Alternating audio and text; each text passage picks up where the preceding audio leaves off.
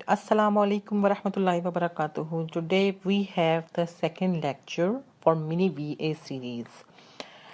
Mini VA series जो मैंने specially VA confuse students के लिए स्टार्ट की है जिनको पता नहीं लगता कि हमें स्टार्ट किधर से करना चाहिए।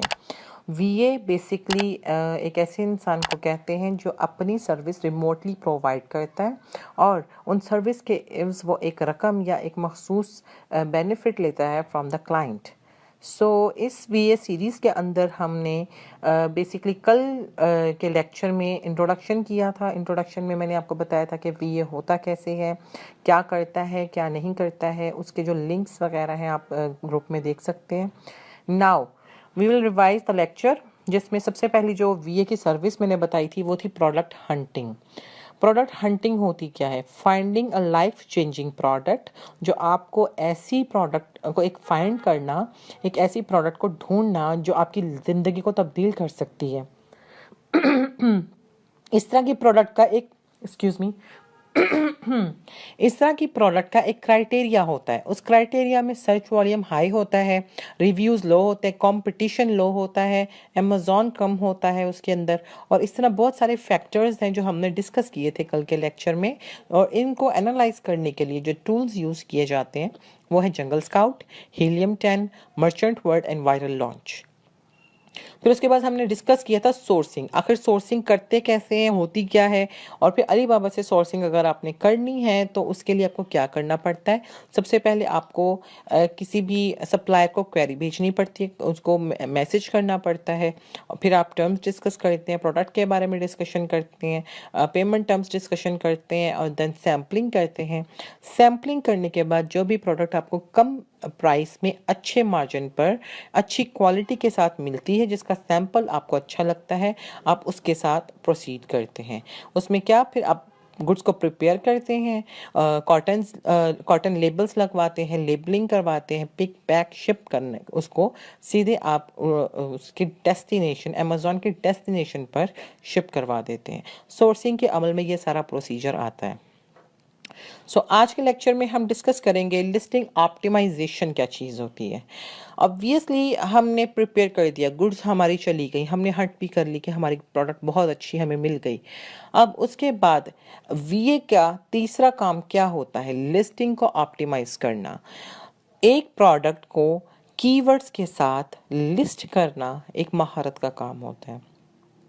अब लिस्टिंग के अंदर आपकी जो है पिक्चर्स भी आती हैं, एक फ़ोटोशॉप एडिटर के तौर पे भी आप काम कर सकते हैं, आप एक राइटर के तौर पर भी आप काम कर सकते हैं, जिसमें आप लिस्टिंग को ऑप्टिमाइज़ करने के लिए कीवर्ड्स को एनालाइज करके इसके ऊपर बाकायदा एक उनके टाइटल, बुलेट पॉइंट्स और डिस्क्रिप्शन लिखते हैं।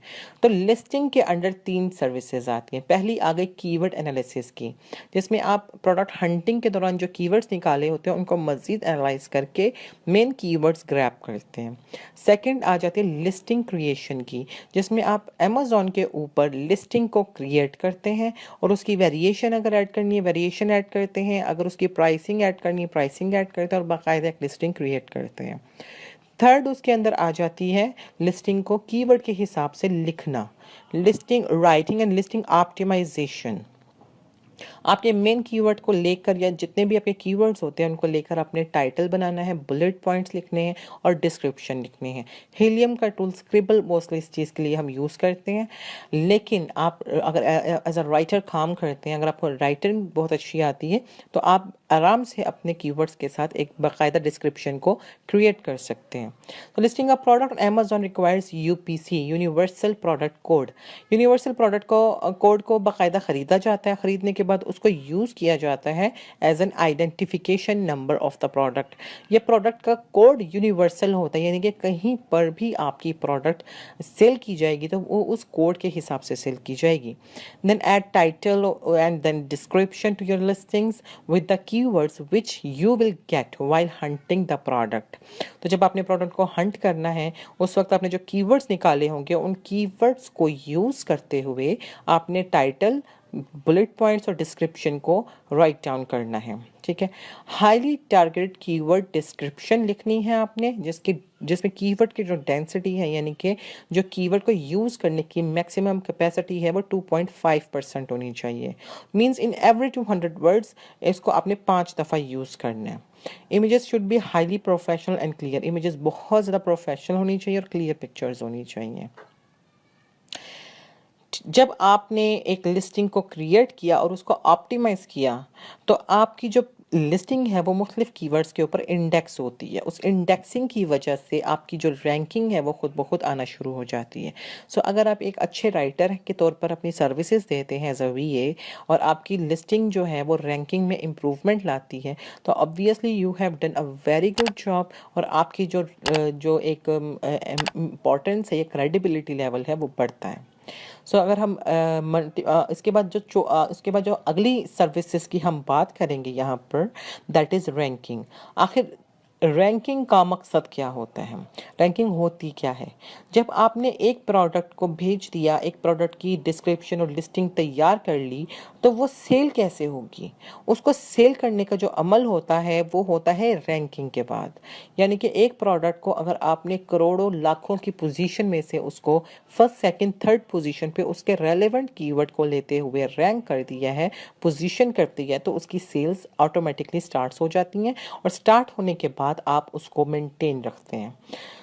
रैंकिंग आपकी प्रॉफिट रेशियो पर बहुत ज़्यादा डायरेक्ट इफ़ेक्ट करती है। वो किस तरीके से? जब आपकी प्रोडक्ट रैंक होती है तो वो सेल्स लाना शुरू हो जाती है। जैसे जैसे आप फर्स्ट पोजीशन की तरफ रैंक होना शुरू होते हैं, आपकी जो प्रोडक्ट है उसकी सेल्स ऑटोमेटिकली इंक्रीज़ होती है। और इसके लिए एनेबलर्स जो है वो डिफरेंट रैंकिंग स्ट्रेटजीज सिखाती है अपने स्टूडेंट्स को। उनमें कौन कौन सा आता है? पहला आता है लॉन्च पैड्स। लॉन्च पैड्स के बारे में बताती है, यानी कि जैसे वायरल लॉन्च हो गया या अमेजोन के अपने लॉन्च पैड्स हो गए या और डिफरेंट किस्म के लॉन्च पैड्स हो गए उन पे, या फिर आप ईबीआर स्ट्रेटजी को यूज़ करते हैं और तीसरी पीपीसी स्ट्रेटजी को यूज़ करते हैं, या फिर ब्लेंड ऑफ ऑल थ्री। आप तीनों चीज़ों को साथ लेकर लॉन्च करते हैं, EBR, PPC and launch pads. So EBR strategy आखिर होती क्या है? EBR strategy enablers blitz rank strategy कहलाती है। रैंकिंग करने के लिए बहुत ही मुफीद और बहुत ही फास्ट एंड ईजीएस्ट सोर्स है।